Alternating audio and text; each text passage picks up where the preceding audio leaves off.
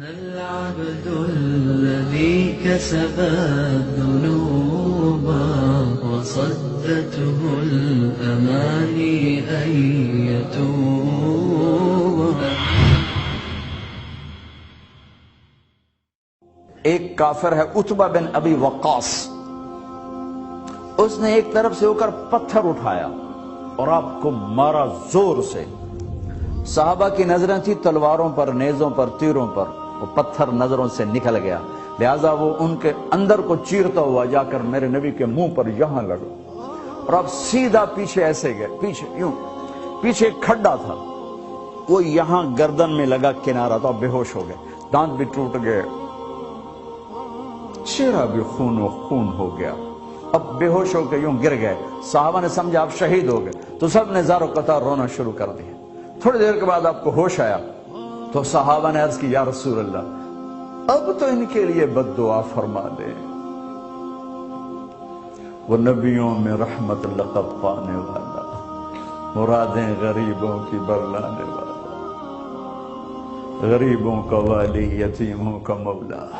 تو اب تو حق تھا کہ آپ بد دعا کرتے. یہ سامنے امت نہیں ہے، قاتل کھڑے ہیں، کافر. آپ نے ہاتھ اٹھائے، صحابہ سمجھے کہ ہوں انہاں دے بیڑے بڑھ گئے. اللہم اغفر لقومی فإنہم لا یعلمون، اللہ میری قوم کو معاف کر، انہیں میرا پتہ کوئی نہیں ہے. دیکھو میرے بھائیو، جس نے کافروں کے ساتھ یہ ہمدردی کے قتل کرنے والوں کے لیے دعا مانگی ہے، تو مسلمان ہو کر ایک دوسرے کو سلام کرنا چھوڑ چکے، ایک دوسرے کے پیچھے نمازیں پڑھنا چھوڑ چکے، ایک دوسرے پر کفر کے فتوے لگا کے بیٹھے ہوئے. مجھے بتاؤ تم میرے نبی کے ساتھ کیا کر رہے؟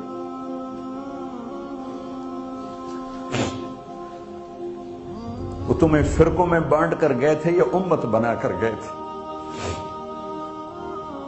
کیوں اس نادان کھیل میں اپنی زندگی برباد کرتے ہو؟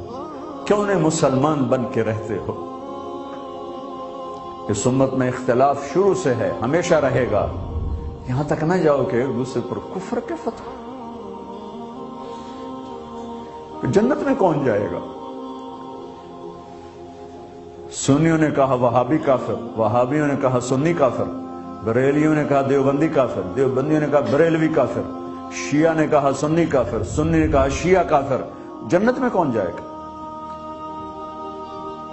کچھ تو بھائیو میرے نبی کی محنت کی قدر کرو.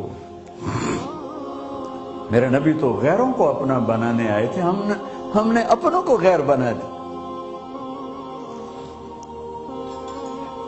جو نفرت کی آگ وہاں بھڑک رہی ہے یہاں مت بھڑکاؤ. جاؤ میرے دیس میں دیکھو کتنے سر کٹ چکے، کتنے سہاگ اجڑ گئے، کتنی مائیں بے آسرا ہو گئیں، کتنی جوان بیٹیوں کی مانگ ویران ہو گئی. کیا اسی کا نام اسلام ہے؟ اسی کا نام عشق رسول ہے؟ اسے وہ دین کہتے ہیں. ایک دوسرے کی مسجدوں میں نہیں جاتے ہو، ایک دوسرے کے پیچھے نمازیں نہیں پڑھتے ہو، جنت کے ٹھیکیدار بن گئے ہو.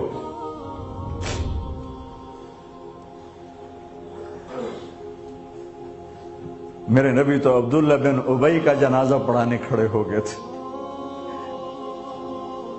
جس کا کفر ابو جہل سے بھی بڑا ہے. ابو جہل اوپر کی دوزخ میں، عبداللہ بن ابی سب سے نیچے کی دوزخ میں ہے. ان کے بیٹے آئے، یا رسول اللہ میرا باپ مر گیا ہے، اپنا کرتا دے دیں گے میں اس کو کفن دے دوں. ہم نے کہا لے لو. کرتا اتار کے دے دیا. اب کہتے بدبخت منافق دفع ہو جا. کہ یا رسول اللہ آپ جنازہ پڑھائیں گے؟ کہاں پڑھاؤں گا. باقی منافقوں کا تو کسی کو پتہ نہیں تھا سوائے اللہ کے نبی کے، لیکن عبداللہ بن ابی کا منافق ہونا تو سب کو معلوم تھا. آپ جنازے کے لیے عمر سامنے آ گئے، یا رسول اللہ یہ کون ہے؟ کہ مجھے پتا ہے کون ہے. تو آپ اس کا جنازہ کیوں پڑھا رہے؟ کہ شاید اللہ معاف کر. کہ عمر پیچھے ہٹ جا، مجھے پتا ہے یہ کو. میرے اللہ نے کہا ہے تو ان کے لیے دعا کر یا نہ کر، میں معاف نہیں کروں گا، میں کرتا ہوں شاید اللہ معاف کر دے۔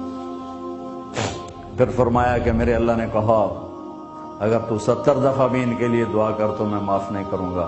اگر میرا اللہ کہتا اے میرے محبوب اگر آپ 70 دفعہ اس کے لیے دعا کریں گے تو میں معاف کر دوں گا، تو میں اس کمبخت کا 70 دفعہ جنازہ پڑھا دیتا۔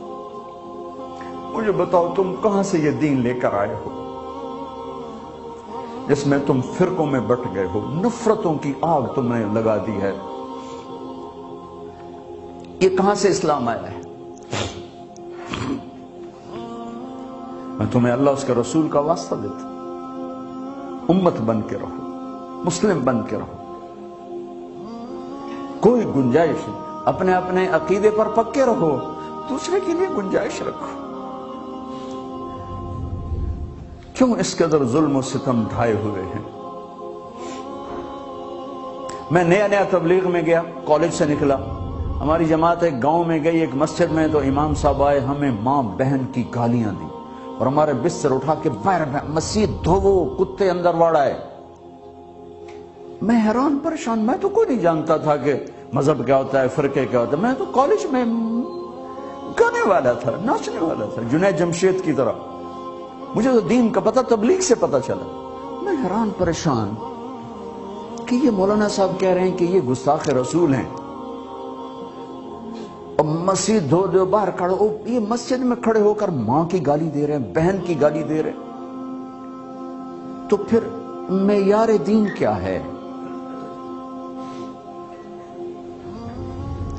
اتنی نفرت، اس قدر دوریاں۔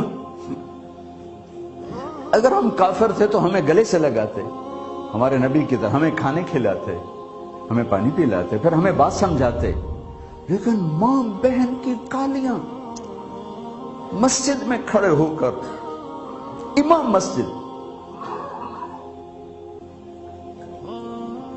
ہم پنجاب کے زمیندار ہیں، گالی دینا ہماری سرشت میں ہے، لیکن مسجد میں کانپ جاتے تھے کہ کسی کو الو کا پٹھا بھی کہہ دے۔